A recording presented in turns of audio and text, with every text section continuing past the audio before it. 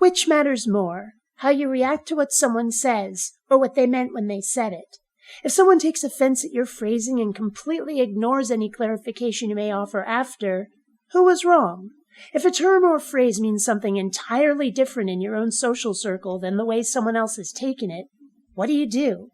For example, Maisie Williams, who plays Arya Stark on Game of Thrones, has decided that the word cute is demeaning and limiting because it implies a kind of weakness. But in my world, if you call someone cute, it simply means they're attractive.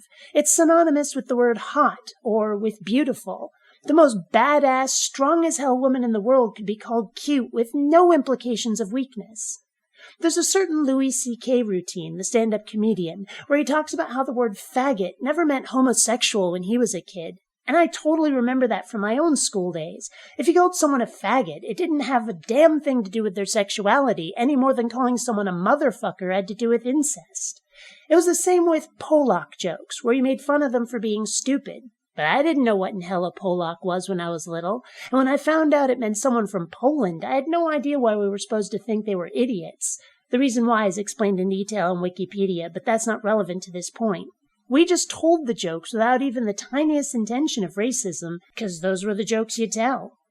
It's not just insults, of course. Anyone who's been to my channel knows that my main focus is advocacy of atheism, and one often encounters people who insist the term atheist means you're someone who hates God or declares there is no God, rather than that you're simply someone who does not believe in any gods regardless of how much or why.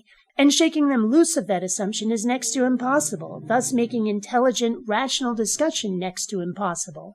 They don't care what you meant. They've decided how to take what you've said, and now expect you to defend it.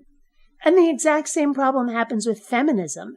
Tell someone you're a feminist, and they'll make all kinds of assumptions about what that means, what you'll do in feminism's name, how you feel about men, what you consider equal rights, what you might do in quote-unquote revenge for millennia of marginalization, etc., etc.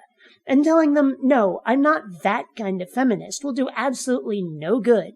Putting out definition fires is one of the hardest things to do, and it can get really tiresome after a while.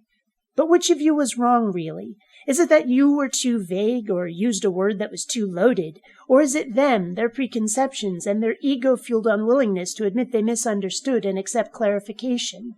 And what if the you-them dynamic is reversed? I'm sure we've all been there, where someone throws a word at us and we take it in ways that's right in our world, but means something different to them. Should we insist they change their terminology, or should we accept their definition for the duration of that conversation in the name of communication?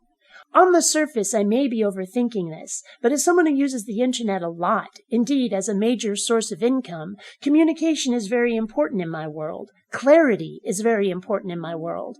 And I don't know about you, but I rather enjoy having that, oh, I see moment on either side.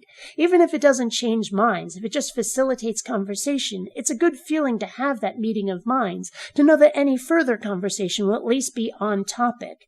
So really, which matters more, what was meant or how it was said? Until next time, fellow space travelers.